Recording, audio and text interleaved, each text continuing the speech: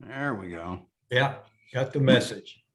Hello, everyone. This is Denny Miller, and this is Indy 500 Yesteryear. And today with Speedway Insiders, Paul Page, Bob Gates, and myself, Denny Miller. And we dedicate this and all our broadcasts to the memory of Robin Miller, our dear pal. There was a lot of lightning in Redondo Beach this past week, thunder and everything. I think it's because I forgot to say that we dedicated it to him last week. So getting it from the heavens and things like that. Yeah, hacked him off, didn't you? Robin, it was inadvertent. It's just the excitement of wanting to talk about the Indy 500, I guess, or something. But we had a great race over the weekend, a bit of nostalgia as well for the Chevrolet Detroit Grand Prix at Belle Isle. And that'll be our lead thing today. And Paul, you've been there before, covered it. Your take of the Swan Song up there. Yeah, that's when we first went there, Belle Isle was pretty much a mess. And I think putting the race there was part of a plan to rejuvenate the island, which it really did. And it was strange, though, because our commentary box used to be on driver's left just as they come around that curve to approach the start-finish line.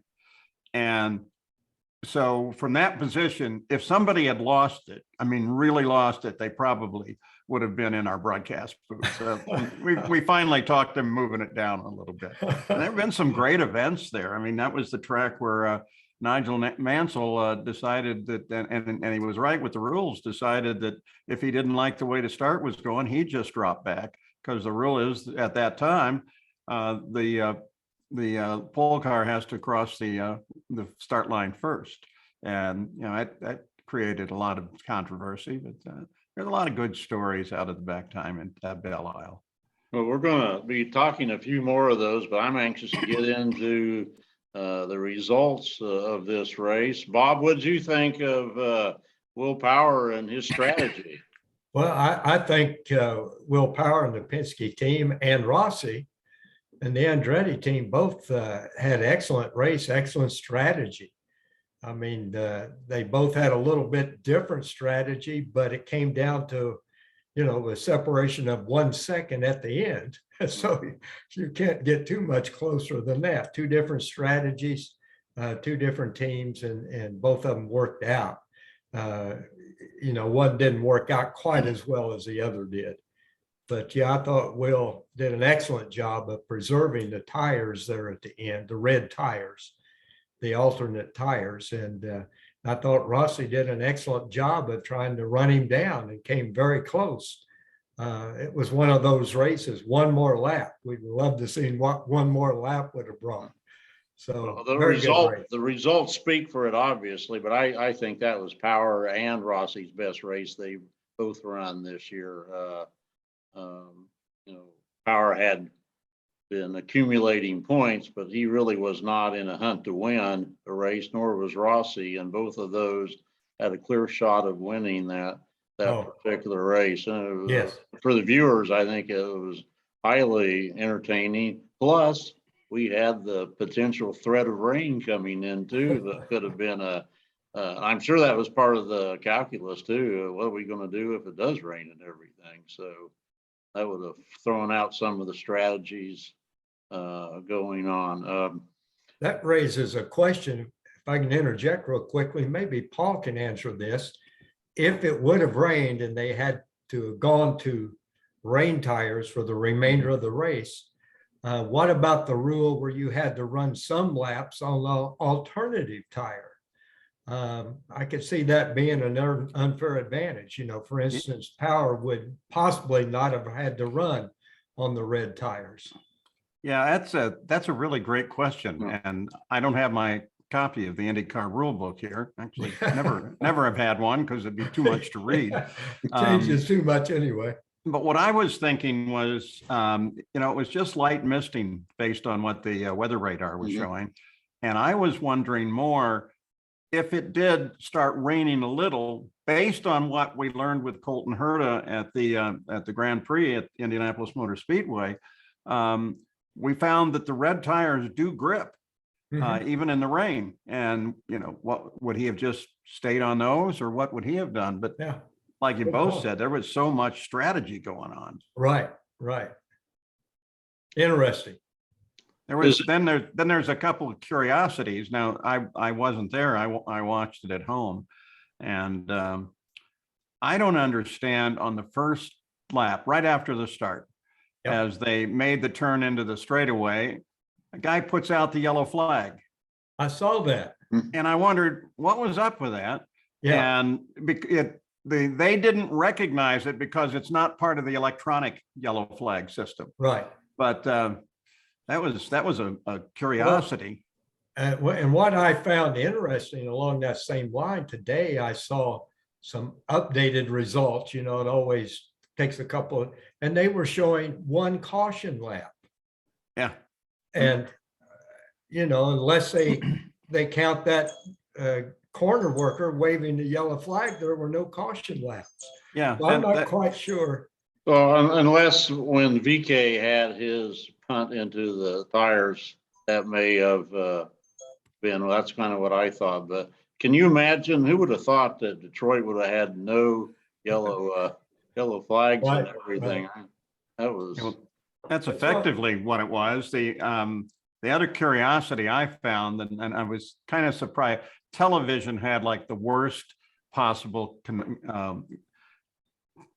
challenge in the world, and that is an almost half-hour fill. They weren't not being on NBC or Peacock. Well, it was on Peacock. They had to fill up to the hour. So. Right. They were looking for anything, but I was kind of surprised in all that. There was controversy at the end of the race in which I still, I don't know if you have it, Bob, I still don't have the official results. But when I look at the webpage for IndyCar and everything, they do show finishers now. That third place finishing was empty for a long time. And I think that had to do with something on the last lap that involved Grosjean. And I don't know who else, but I was surprised after the race. And I was talking back and forth with my good friend Russ Thompson, who is their, I think they called him their analytical director or something. He's combination historian and statistician and everything. And we were kind of, what was that? So Right. Well, you mentioned Fittipaldi, I think, with this, Nigel Mansell creating his own restart, if you will. But I thought the start, especially after the first four rows, was extremely ragged. I was surprised they threw the green, and when I saw the yellow flag we were referring to earlier, I thought, okay, they yellow flagged the. Yeah, and that's what I thought, because you're right. I mean that it was really laid out. Oh yeah, behind the first three, maybe four rows. Right. It was that I was surprised they went green with it. Yeah, They could have really dodged a bullet by that yellow flag being displayed, and then the other not electronically showing though. Right. Yeah, I don't think any of them paid attention to the yellow flag based on the video I was looking at. And again, now they're all electronic yellow flags, so it's still a mystery. Yeah, it is. It is. Oh well. Maybe we'll resolve that one day. So what were the surprises in this race to you guys? Well, for me, Rossi won because the rest of the team was nowhere, and he was really on it. And I was very impressed how he thanked his crew at the end. Maybe he's done that and I've missed it, but I thought it was a very sincere thank you to the crew for getting him up there where he could actually do something. Another reference, with regard to Grosjean, my understanding is that he ran out of fuel. Oh, really? Okay. Yeah, and so maybe that was the yellow. Maybe it was the last half of the victory, the final lap or something. But Yeah, could be. That who could knows? be. Yeah, I but think I love the Rossi was strategy. Go ahead, Paul. I'm sorry. No, I just want to say, I sit there, I do strategy. I just sit at home and I write this down and I want what lap on, when can they stop next and all that. And I, I've totally lost on the strategy of this race for about half the cars. So, but Well, yeah, that was a nice, well-planned, well-executed victory. And I think it shows you where veterans really come to the front Yes. in power, knowing how to save those tires and which end of the car to save the Right. tires on, because that was part of the deal too. Sure. Yeah, absolutely. I think Rossi was, and Andretti was my surprise as well, because Yep. like you say, Andretti was, the rest of the team was nowhere. Yeah. And Rossi could have very well won that race. Yeah, I wonder if he hadn't had some trouble passing a car on those last 6 or 7 laps. Yeah. If he would have, was that Ilott, I think. I think so. The lap But car. yeah, I had leaned over and said to my wife Sally, who was watching with me, that they should be side by side at the white flag. Mhm. Him getting caught up a little bit didn't quite make that happen, but if it had happened, you still got the thing. It's one thing to get alongside. It's another thing entirely to make the pass. Right. Especially willpower. Yeah, Yes. exactly. Yeah, he's not going to give up a race very easily. But returning to Rossi and Andretti, I mean, Rossi had a good, strong run at Indy. Yeah. And Yep. the rest of the team just doesn't seem to be there. I don't know what the difference is, because last season, it seemed like most of the Andretti team, except Rossi, were having Mhm. strong races. You Yeah. know, Colton Herta and No, Definitely. just so it's less than a another month one of ago, those we were mysteries. talking about how dominant Colton Herta was. Yeah. And, Yeah. He was at the start of May. Self-anointed favorite to potentially win Indy, and then it's that crash, and he was not strong at Detroit. Grosjean, I'm wondering if he's the glitter is starting to disappear Yeah. from his aura and everything now. My guess on that is that he was given a really tough fuel number to hit, and may have in fact abandoned the whole idea of hitting that fuel number because it was so complex, and that was what might have potentially brought him to the pits on the last lap. Yeah. I think no, I don't think the glitter is gone. I mean, You don't think he's fastest going rookie and to- everything. No, but he's not going to the woodshed over the number of crashes he's been having as of late. How did he even crash at all last year with Coyne? Maybe once. I don't remember. Entertaining for sure and everything with Right. his engaging smile and everything. Yeah. I listened to the awards banquet and his joke and everything. Which, Oh, did you? Yeah, that was good. He could do stand up. By the way, I did not know that Will Power's brother was such an accomplished stand-up comedian in Australia. Yeah. And everything. So he was funny, but I was really looking for some gushing willpower stories or something out of him. I did think it was cool that he and the whole team went into the fountain, and Yeah. Will's son Yeah. hesitantly, but when he finally got in the water, everything was pretty cool. Yeah. I love Tim Cindric's comment asking whether he would go into it, and he says, if the captain does. Yeah. Yeah. That's not going to happen. No. So, Paul, have you ever been in the fountain, or Bob? Excuse me. Did either one of you ever get the chance to No. go Walked around it, looked at it. use your life-saving Boy Scout merit badge to try it out or something like that? What about Newgarden? Here he starts on the pole, but didn't do a Penske type run again. No. And when you look at the finish, that the battle between the engines is really something. You got a Chevrolet at front, then two Hondas and a Chevrolet. So you can't say there isn't some sort of level playing field there, and that's become interesting too. Yep, it has. As far as Newgarden, I think it was just his strategy wasn't quite right. In fact, he said that after the race, as a matter of fact, that the strategy that he used last year didn't work. Right. And the strategy he used this year didn't work. He was he was a little more testy than frustrated. he normally is, you know. And he may like it better when they move downtown next year. Yeah. So I was impressed with Kyle Kirkwood and his run. On day one, he was quickest of all in a Foyt car, which I thought certainly helped his branding.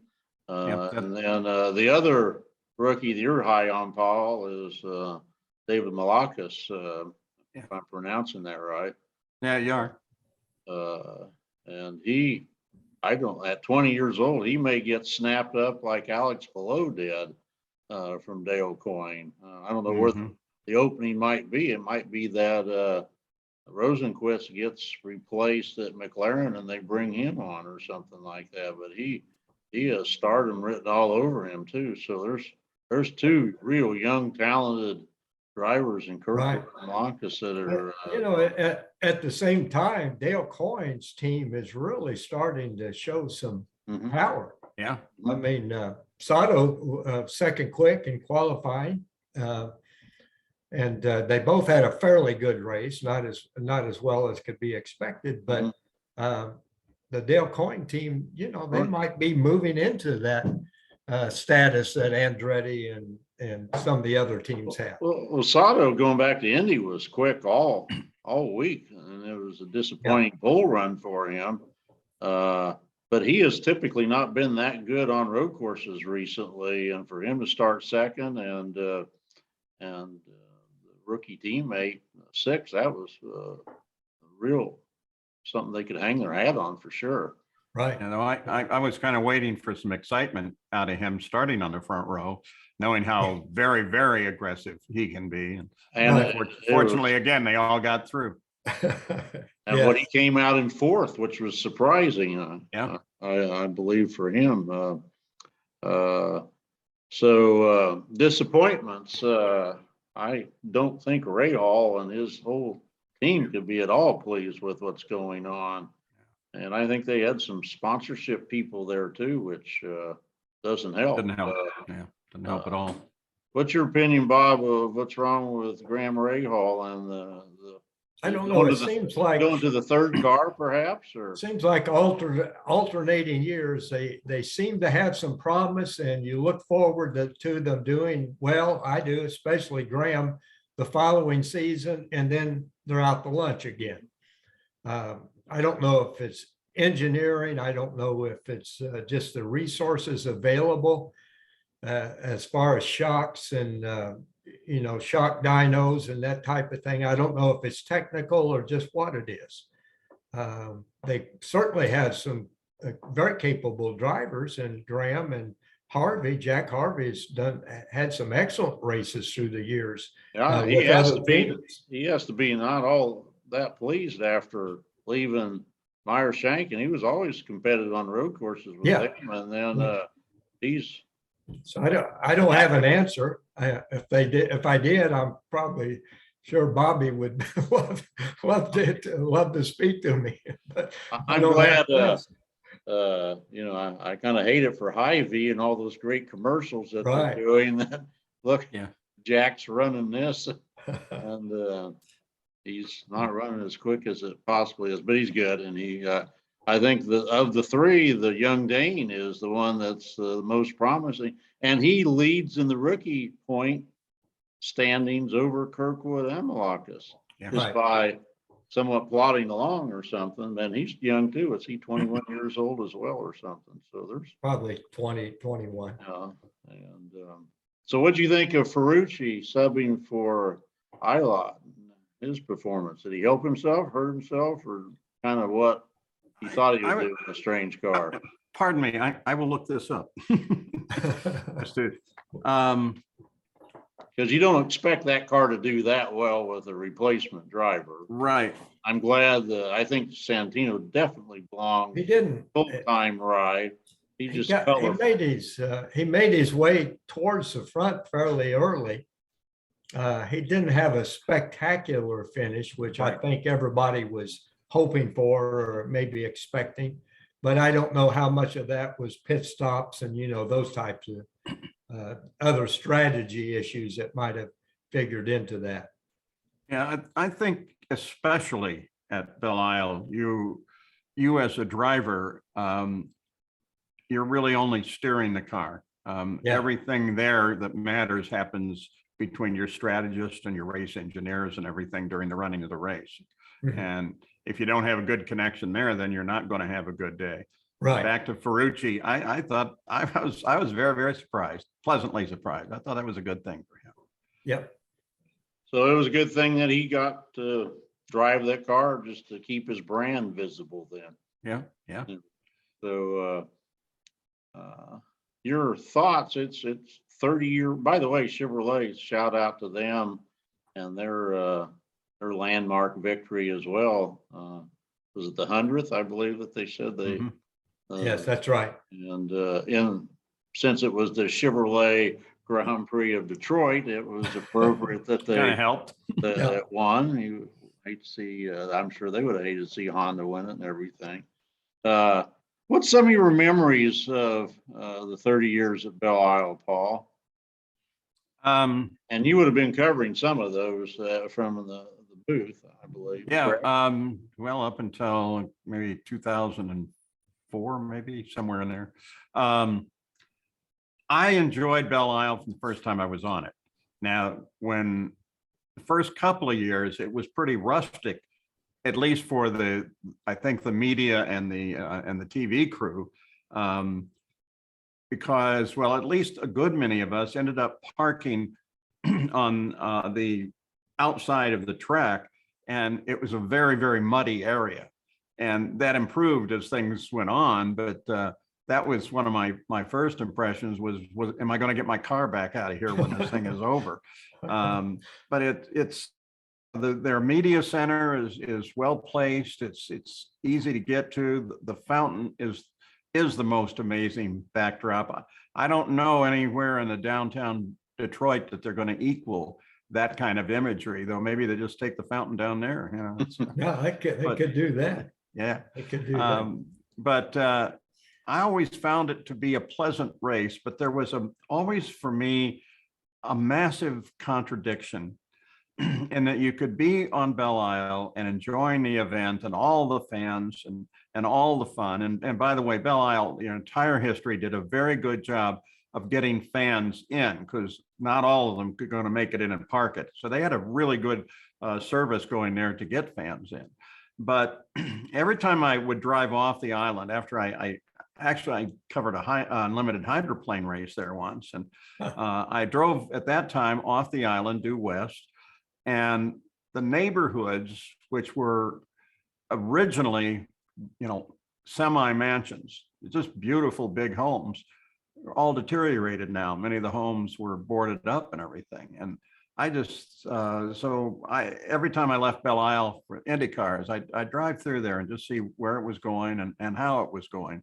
But that spoke to the failure of Detroit, which now, thank goodness, appears to be reversing. But but Detroit's had a rough time, though, and I'm excited that they're going to be running downtown. I'm really looking forward to seeing what that course looks like.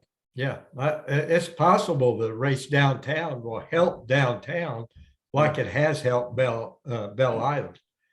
Like you were alluding to, Paul, I mean, it was pretty rustic is a good way of describing it at the beginning, and improved drastically over the years. Just a beautiful, picturesque setting. Yeah, it really to have a race, to be quite honest.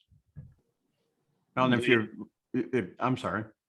No, I was just going to say they have run the double headers at Belle Isle for the last several years. Do you think not having the double header this time in the Swan Song was a mistake or? No, I think it was a fairly realistic move because the team's coming right off of Indy and into a doubleheader.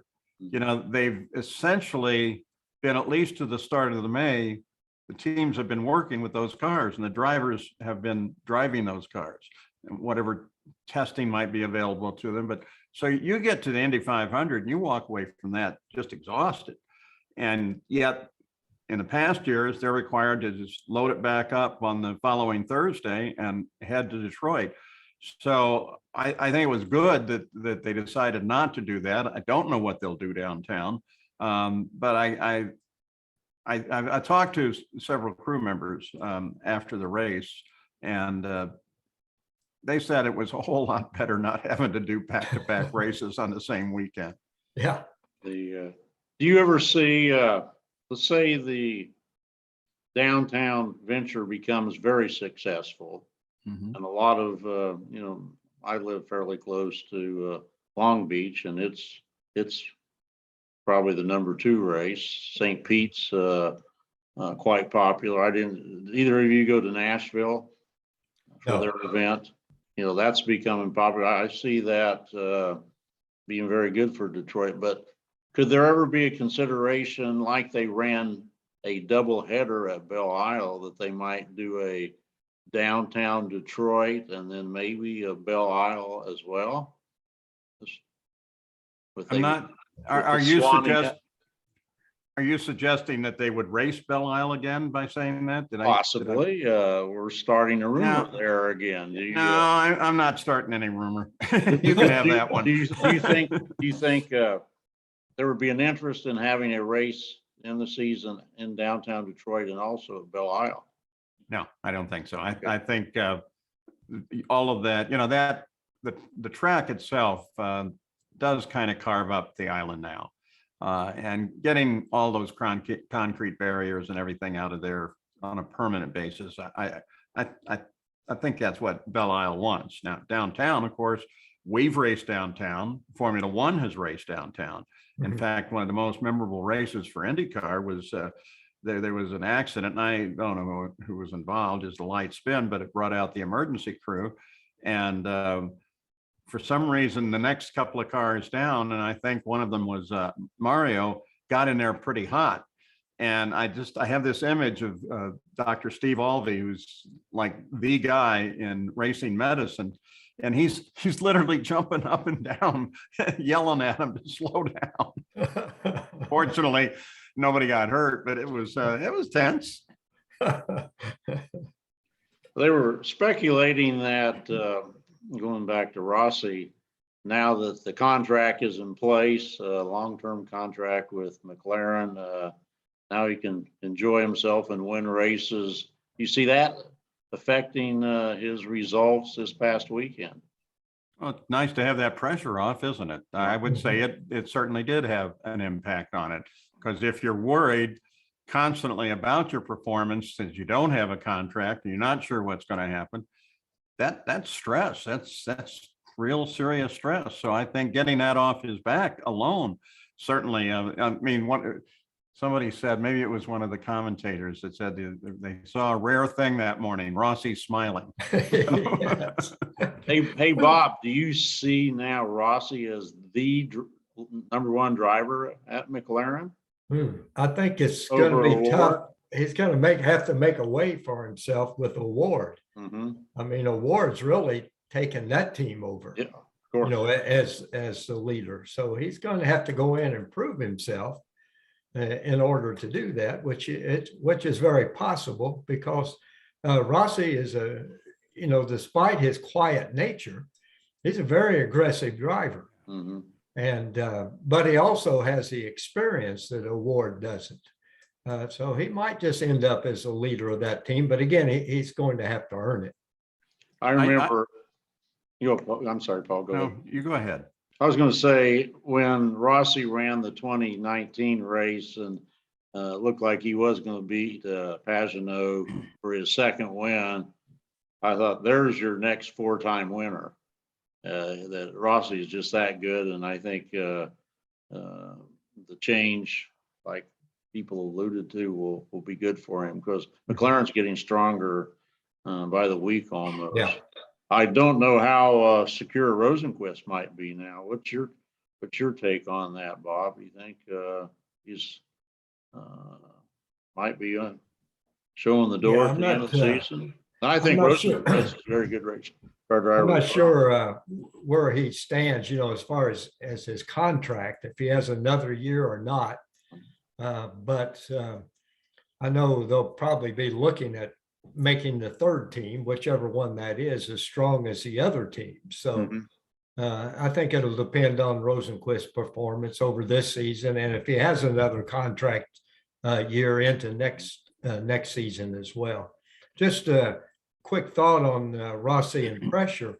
What's interesting with the Rossi situation, not only has he got the monkey off his back, so to speak, about where he's going to be running next year, unlike many drivers, he's not leaving a good team for a lesser team.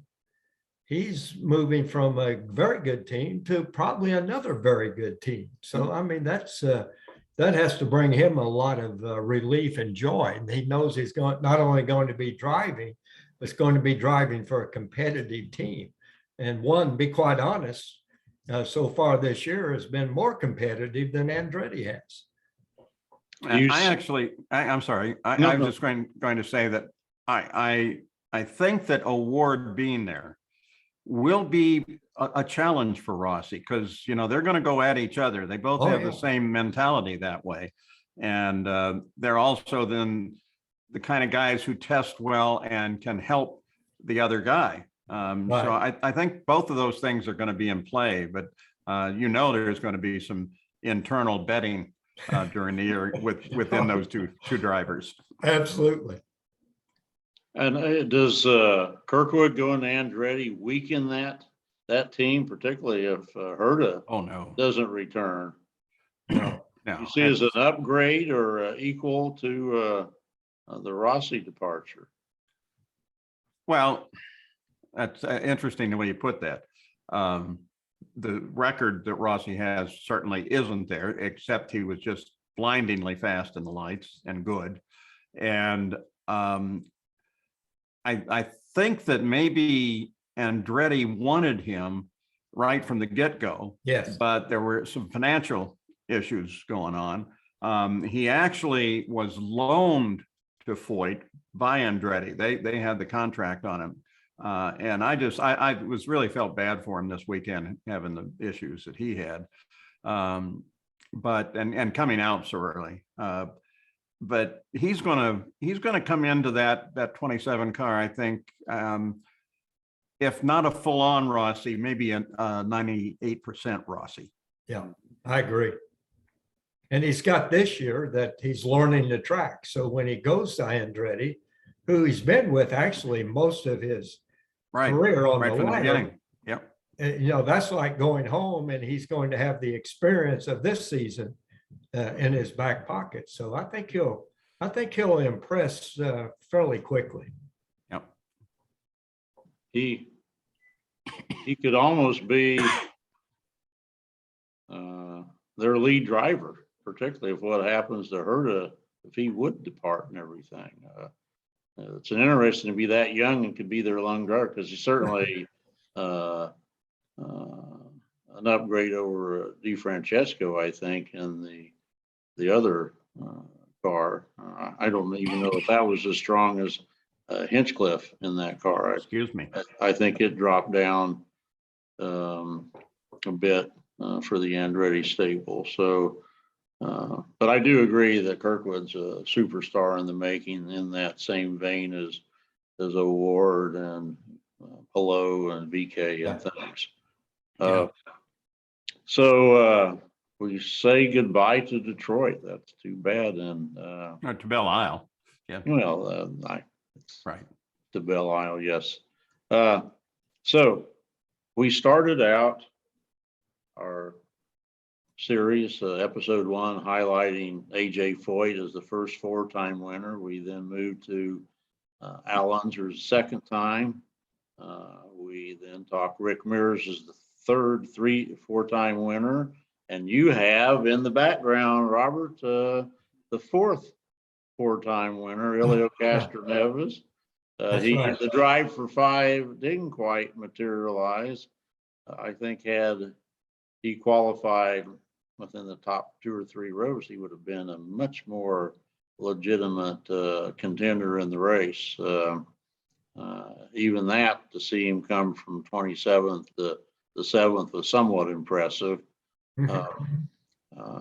What's your take on Castroneves and his future with Meyer Shank, Paul? Well, I think it's rosy. Rosie or pink? Huh? I'm sorry. Rosie or pink? It's rosy. Oh, okay. Which is kind of a pink. Kind of a pink. Yeah. It might be a magenta direction. All right. Well, that's. I don't know. I don't know. He's proven throughout this season, he's still very, very much in the game.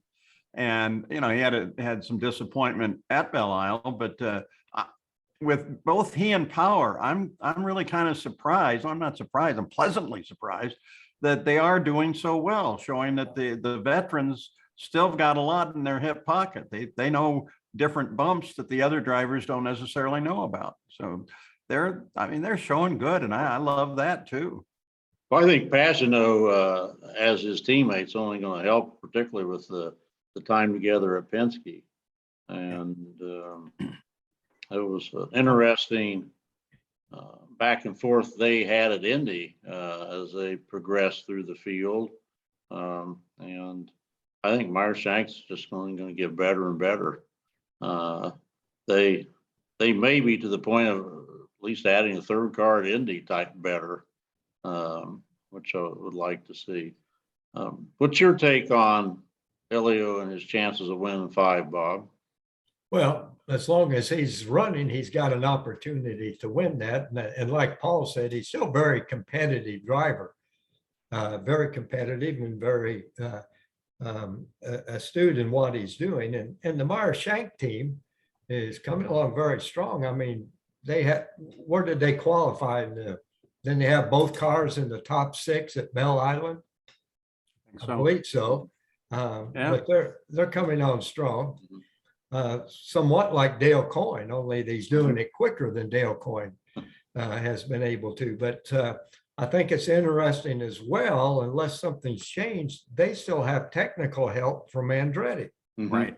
And they've actually, except Rossi, you could say that they've performed better than the Andretti team did at Belle Isle.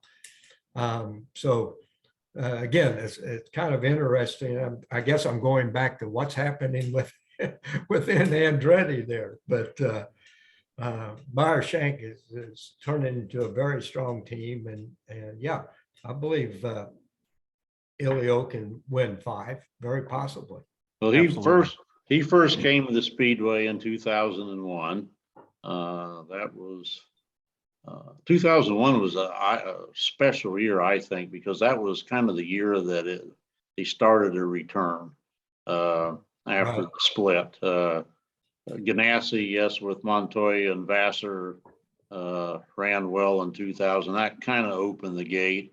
I think Little Al running there too helped, but when Penske came and some of the other teams, that made it good.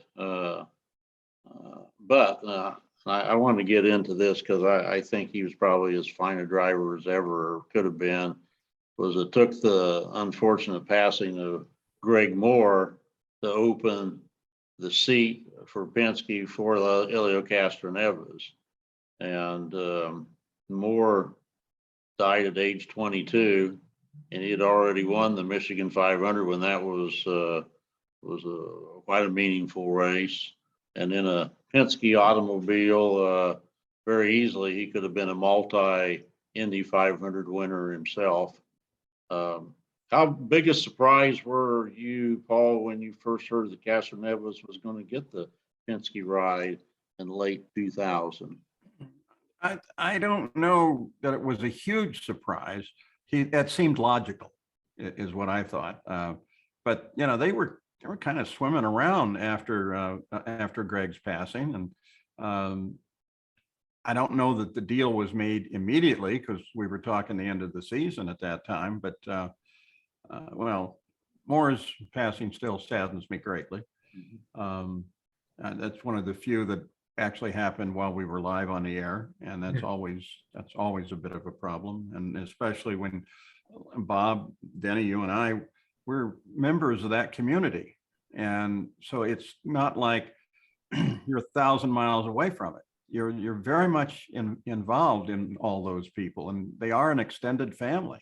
And Right. so that was tough. But Elio, I thought, was a really great choice. He did have a very successful background. So reaching out to him, and he's very much a Penske kind of guy at that time. I mean, he he got the right haircut and he runs a lot and those kind of thing. But yeah, that was a good choice, and I'm pretty sure not one that was made lightly. It probably was sitting there. That file folder was sitting on RP's desk as well as Greg Moore coming through. So that wasn't a surprise in those terms. Right, I agree. It wasn't a surprise to most people, at least on the, I don't want to say sound like an insider, but people that paid attention to some of the up and coming drivers, and Elio didn't win until he got with Penske. In fact, his first win was at Belle Island. But he ran for 2 or 3 different teams up to that point and ran well with those teams, had some good finishes, some good qualifying. So he wasn't with Tony Bettenhausen radar. 1 year. I believe he was with Tony Bettenhausen's team 1 year. Yeah, he was. And Hogan, another. Hogan. Hey, Paul, going back to the Greg Moore accident and your position as the anchor, were you, from what I saw on TV, that looked bad. Were you being told anything behind the scenes on this, or how are you playing this? This is almost as your Sid Collins 1964 moment away. Yeah, they didn't need to tell me. I mean, I watched the accident and I knew no one was going to survive that. And in fact, the accident's still kind of happening. And I hit the intercom down to my producer and I said, no replays. And because, you don't want to replay, though later the policy got changed on that. I would never have changed it. But yeah, I knew it right away. But then we had a terrible problem in communications with the officials and everything. They weren't declaring his death, which is fine. You're going to wait for the family, but most of the family was actually there, and yet they kept delaying it. And then they came up with this scheme that they were going to, at a certain lap, go yellow, lower the flags at the start finish line and to half staff and make the announcement. Well, they didn't go yellow. We saw the flag start down, and they went right back up. And that's when my producer and I we were talking off air about it, and we said, put Jack right solid on the hospital and make them tell you. Don't let the audience go this long with information like that. And that's always a tough moment. Like, the other thing I remember was the race control was to my right. I mean, literally there was a piece of glass there, and then Wally Dallenbach was on the other side of it. And I turned to him after the accident and I just looked at him, and he looked over at me, and I'm sure both of our eyes looked the same, that we were devastated. So, and then having to come up with something proper is tough. I don't pre-plan anything. I kind of follow Sid Collins's technique of having some things in mind should that happen. He actually had them written down. I didn't like that, because with me, that becomes a bit of a restraint. With him, it was great oration. So it was a horrible day, and horrible, by the way, for Parker Johnstone, who was in the booth with me, because he was one of the safety guys, drivers that checked on track safety. And he was devastated that accident could happen on his watch. And of course, in next year, they changed that barrier that was essentially at right angles to the track. But, you know, that was just a horrible day. And even worse was the awards banquet the next day. And we were alternating back and forth between Parker and I and announcing the different positions in the championship. And I ended up with Greg. And I choked up on that one. That one was very, very hard there. It was not, you know, you're in your element when you're on the air, but, you know, a public performance there. And also we had just gotten the word just before that banquet started that we were not going to be the selected race team any longer. And they were moving to, what was it, Bob? They said they were moving to Fox or something that never actually happened. Right. But, Yeah, I forget yeah. the details. Yeah, they walked that in on all of us at the last minute, and that, yeah. No, Do you think the somewhat severe hand injury that he had sustained the day before could have been a contributing factor in his accident? no, I don't. I And there saw was him. speculation on that. Well, I saw him that morning, and so I saw the little splint that they made for him, and when we talked about it, and he didn't seem to think that that would be bothersome at all once he's in the car, because, you know, he had 4 good fingers with which to turn the wheel, and he's got the other hand. So I think that was more of an aero accident. The car just kind of lifted up a little bit, and then it made a spin 90 degrees to the right, and then it just kept going down sideways toward that wall. And when you saw it invert with the cockpit on top of the wall, he wasn't going to survive. Yeah, you knew, you just knew. Bob, how good do you think Greg Moore would have been had he lived? Well, he was an exceptional talent, of course, but he had on top of that, he had that charismatic personality, you know, that outgoing personality. I'd never heard anyone that disliked him for crying out loud. So I think he would have been the perfect Penske driver, of course, and that's the direction he was headed in. You never know about the 500 in particular, who might win, who might not. There's so many other things that play into it, but he certainly would have been a contender to win multiple 500s. And that seems the way we judge open wheel racers, isn't it?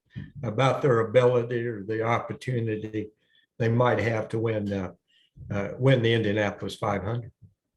He Well, also had a great deal of persistence and perseverance. Yeah. When I first saw him was at Nazareth, and he was hanging around the Penske trailer, but I don't think had the courage or whatever. He was going to stand there and maybe till somebody recognized he was there. I think because who knew? Nobody really knew him at that point. Right. And I finally felt so bad for him. I went and grabbed Dan Luganbuehl, who was RP's right hand. I said, "This kid's been standing out here," and he says, "I know. I got to get something done." So everybody inside also knew about it. They just had to get all the ducks in a row so he could meet Roger. but so many what ifs in racing, of course. But it opened the door for Elio, and he wins his first year out. Again, that was just a fantastic year. That was the year that Tony Stewart was going to do the double drive, and he had a legitimate shot of winning Indy driving Ganassi's car. In fact, I think he probably left Indy a bit disappointed with a 6th place finish, as good as that car could have been. Yeah. There was rain that day. It was lucky they got the 500 miles in. That would have been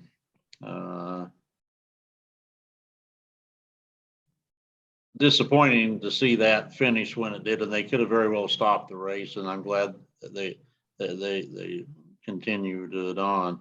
Right.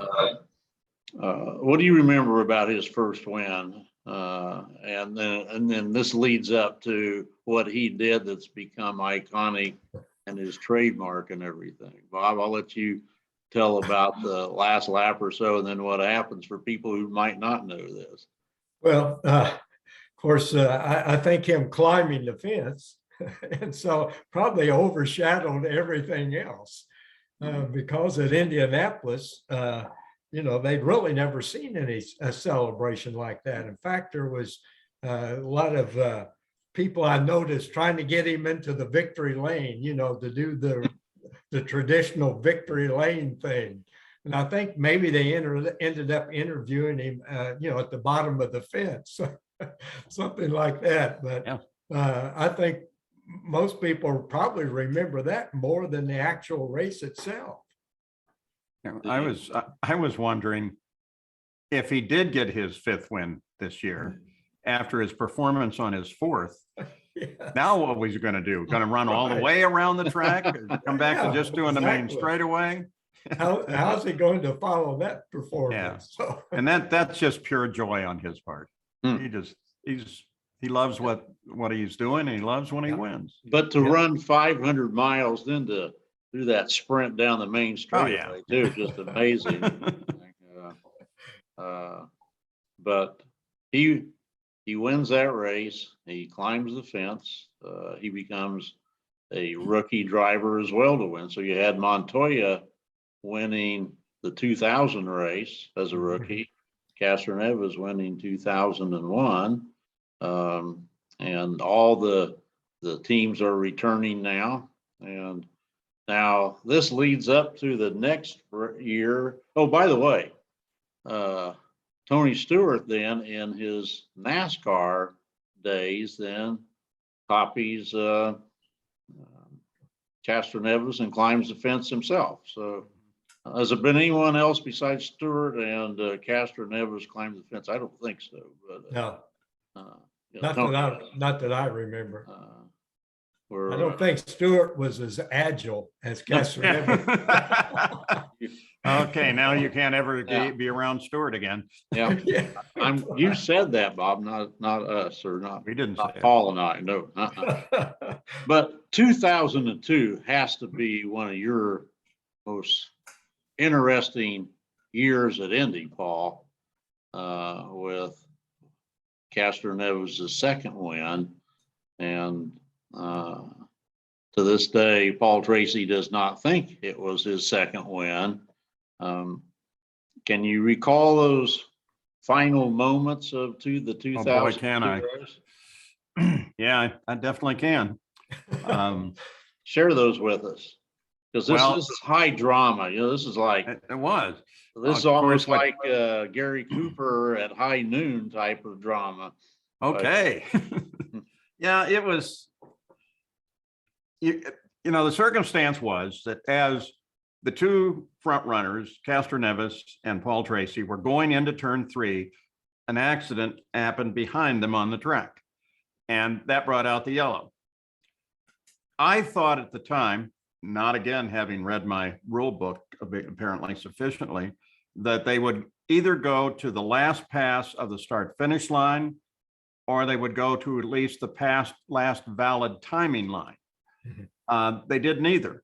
They decided that the yellow came on just while it was on the track somewhere. I mean, we didn't understand the explanation at all when they first came to us. Like, how can you really have a rotating yellow happening out there? How do you say that this is the point that the yellow absolutely came on, which is why a valid timing line makes a lot better sense. But so at first I didn't know that. And I said, they'll figure it to one of the two choices, the finish line or the last good timing line. And of course, that was just totally wrong. And it took a while for them to kind of explain what they were doing. So then we went in on ABC into an analysis of what we had on video for that corner. And I mean, we even put up 2 boxes, one with Tracy and Castro Nevis, and the other with the accident, and both matched time codes, which, reads down to like a 49th, 50th of a second. And trying to determine where they were at that moment was really hard. So we finally found a shot that we thought showed the yellow coming on. Unfortunately, it turned out to be that it was just one of the yellow shirts turning into the sun. And it suddenly popped up in the grandstand. So, I mean, we saw who they declared the winner. And of course, even like a bad scoring situation like we had once at Texas, television has to follow what the officials, the sanctioning body, are doing. We can't go out on a race on our own. We knew when the conflict between Billy Boat and Ari Lyondike, and Ari getting slapped very, very hard. Barbara Hellier, who was my chart scorer at the time, and a brilliant one. I mean, she can chart score midgets, when there's like 200 of them on the track. Yeah. And she started tapping on the front two positions, and that was a signal that, to me, that she didn't quite believe that. And when we got to a commercial, she said, that's not first and second. And so I told the truck that, and they asked IndyCar, and IndyCar, or whoever was sanctioning at the time, IndyCar said that, I guess that was an IRL event. No, this is right. Well, it wasn't. USAC, wasn't it? It might have, yeah, it might very well have been USAC. Absolutely, you're right. Yes, because a number of the USAC guys got dismissed the following 24 hours or so. I appreciate that, Bob. And we didn't, as a television network, when Ari got slapped, we were rolling credits on the full screen shot of the winner's circle, and you could see him get slapped. And I'm like, what's going on? So again, I hit the call, and Jack is saying, AJ, just slap the daylights out of Ari. And the producer said, well, we'll let them fix that in the morning. This is a tape delay show anyway, so they could add that. It's like, really? Okay. But yeah, that kind of stuff was always very interesting. And well, it was compounded because Dario Franchitti had almost an identical painted car to Tracy's. And that was Team Green at the time. It was Team Green. They had Cool Cigarettes as their sponsor, but they were not allowed to use that at Indy, so they were using their associate sponsor, 7-Eleven, which was a similar green type of a car.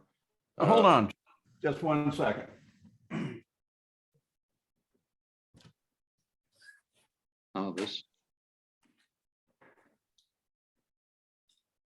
Sorry, kind of weird to do this, but I think this is worth the effort. As your effort is doing, also Penske had returned to the Speedway the year before and was kind of now an IRL type of team, whereas Barry Green was still a kart team. Yeah. And it was you had that political conflict too. I don't know how well this resolves, but this is a chart with like every half second or something of them going into turn 3 and what each car was doing and what the data source was. And it was to be used in the appeal, which everyone expected there to be an appeal. But there wasn't one. They said, well, what we say is it, and it's not an appealable offense. So I don't know. I have my heart split on that one. Paul Tracy was so dang cool, and I really miss him on NBC. Right. But then Elio is a really good friend as well, and so. Okay, how do I go on this? Well, I end up going with what the officials say happened, but there's an even bigger backstory to that. The leaders basically pitted, or Castro Nevis stayed out and was trying to run a very conservative race to the finish. Some people thought he may have been out of fuel that particular lap. As it turned out, he had allegedly a gallon worth of fuel after the race, but he was definitely slowing down to nurse it. Tracy had started because of an accident. He started 29th and really was not that competitive in the race and just kind of evolved or picked his way up. And it was kind of surprised that he was up to that front anyway to create that scenario. I've always wondered, because Castor Nevis was preserving fuel, if somebody on the team, when they saw the accident, called to him yellow so he could slow down, okay, before the actual yellow light came on. I mean, it would just been a split second or so. Because I can't see, be quite honest, I can't see Castor Nevis letting Paul Tracy by unless he thought there was a reason, for him to slow down.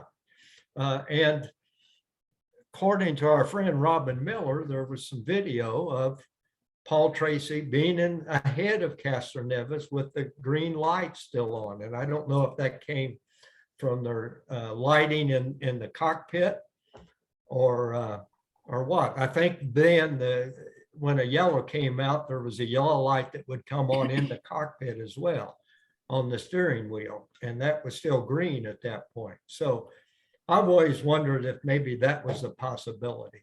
Bob, tell us how Robin egged that story on as well, and calling How he what?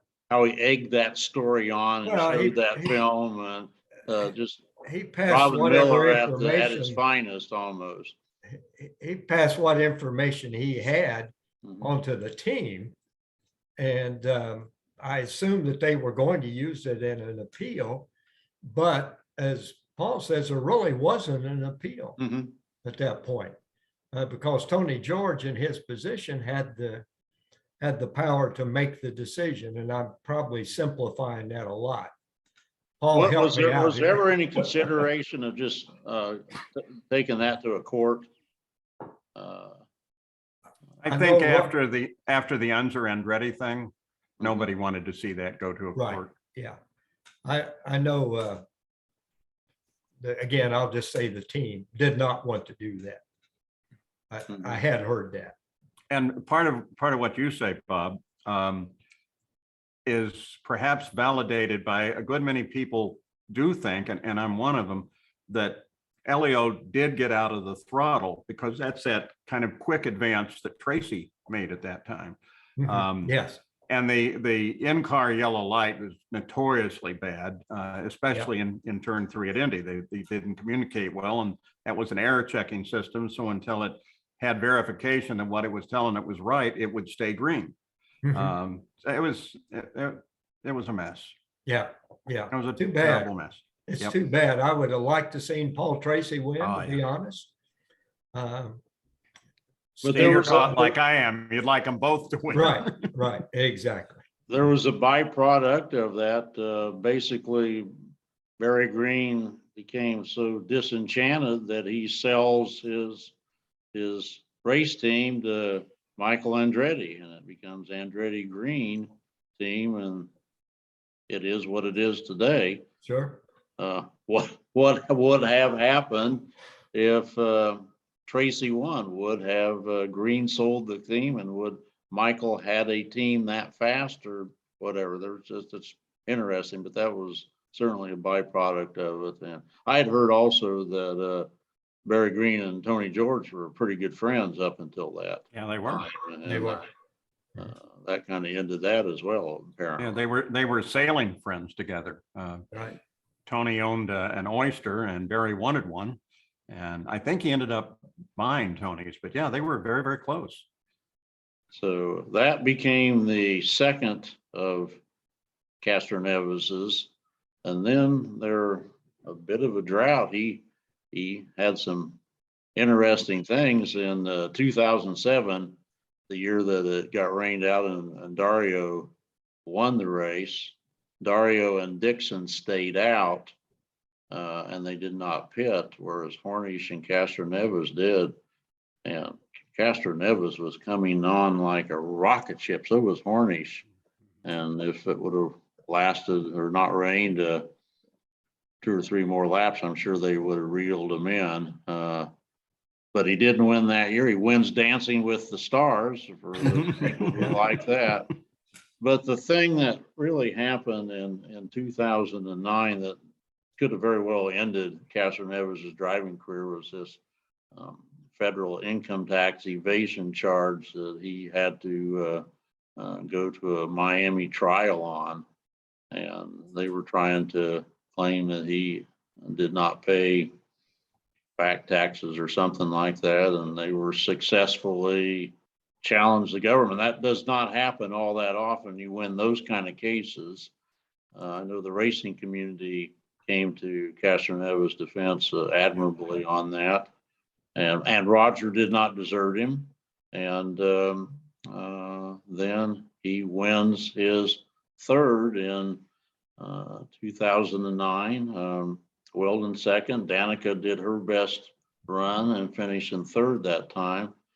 And then the epic one last year that's in your back were after those years were from 2009 not to have won with Penske's through 2020, it probably looked like he was never going to win his 4th from a lot of people's standpoints. He came close in 2014, just narrowly losing to Ryan Hunter-Reay, and then 3 years later, narrowly losing to Takuma Sato.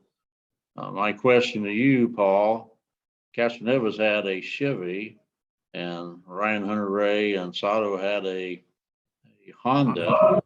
Had Castro Neves had a Honda like he had in 2021 to compete against Pelot, what might have been the difference in 14 and or 17? Well, of course, we're talking now of the period when Honda was really hard at it to win the Indy 500. Whereas I think at that time, Chevrolet was more into let's win the championship. And so having a Honda would have made a difference. I don't know how big a difference, but it would have made some difference. Do you think Castro Neves would have won one or both of those had he had a Honda, Bob? Well, again, we never know. Oh, no, Thanks, come Bob. on. Thank you. That long neck, stick it out there a little bit. Those things. He maybe would have had a better opportunity, but I know he was complaining as he just they didn't say, have it is the what it is. horsepower to compete with either one of them, and yet he I almost think, pulled it to be off. quite honest, I think 2021, in my mind, was his best race because he was with a smaller team, unheralded team. Had been, if you would, let go by Penske as far as the Indy cars, and he really tested the waters, 3/4 of the way through the race to find out just where he could pass, how he could do it and win. And when the opportunity came at the end, he did just that. I thought it was a very well-earned victory in 2021, his 4th one.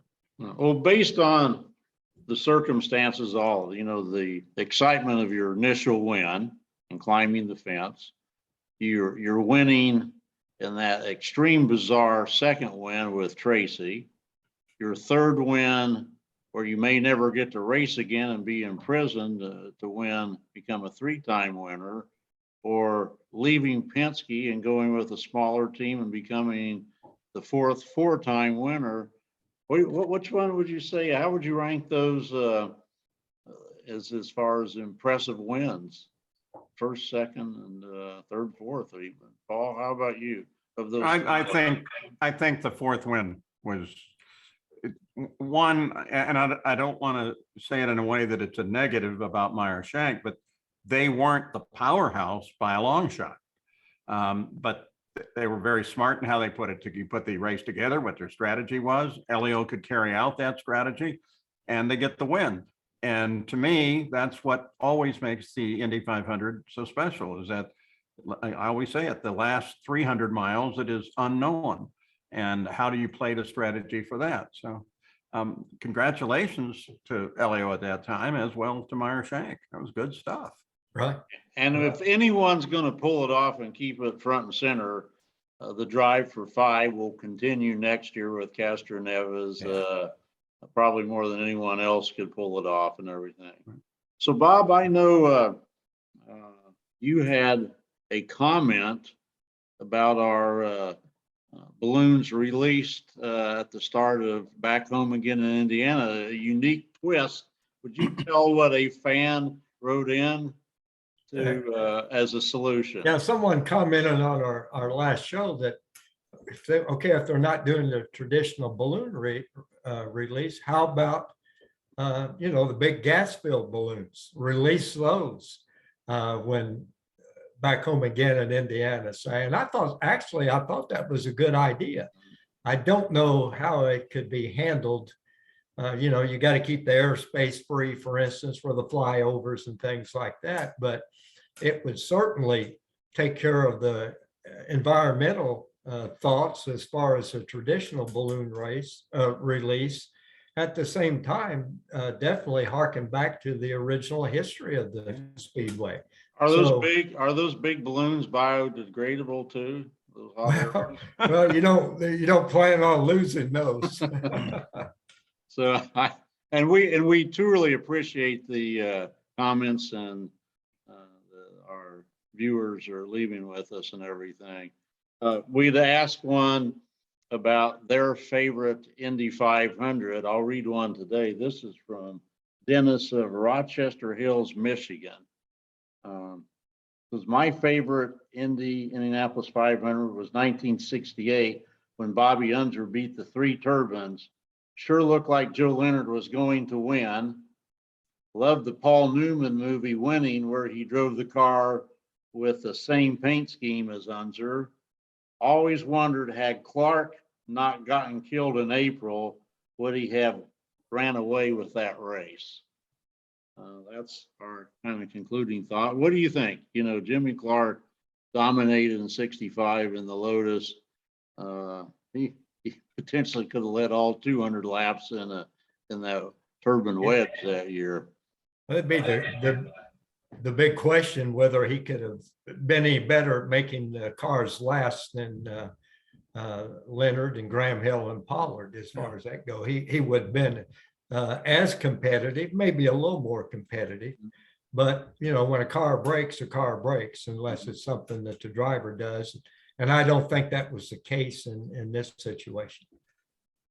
With that comment, it reminded me, they not only was Jimmy Clark going to drive one of the wedges, Jackie Stewart was going to drive one too, and he broke a wrist too. So that would have been an even stronger lineup than the three that ran that day.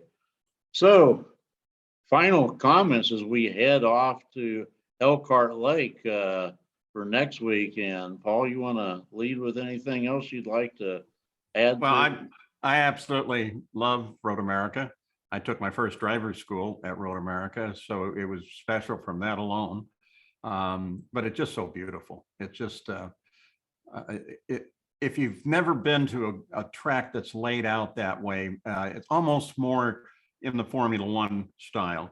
And in fact, when I first went there, they did have the little huts behind the pits that was also Formula One style. That all disappeared.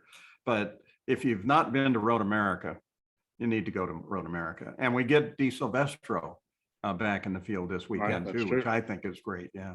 And she should do well there. Yeah. By the way, Paul, in your Formula 4 days, how many times did you win at Road America that Robin was able to read about? Told about you winning at Elkhart. Well, I think Robin was told that I won 3 different times. Oh, okay. I never finished higher than 9th.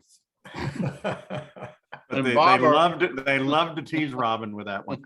Yes. Bob, are you a bratwurst and beer person that you would enjoy Elkhart Lake? That sounds good, actually. And that's just part of the atmosphere at Road America. It's just a great American permanent road course. It's just what you envision when you think about a permanent road course with the with the area that it's in and the elevation changes and the high speed, it just a great place.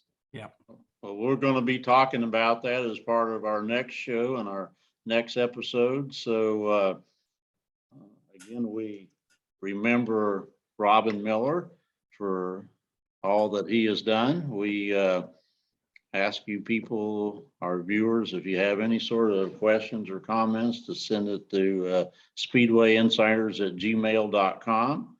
And for Paul Page and Bob Gates, this is Denny Miller saying, see you next week, and Godspeed.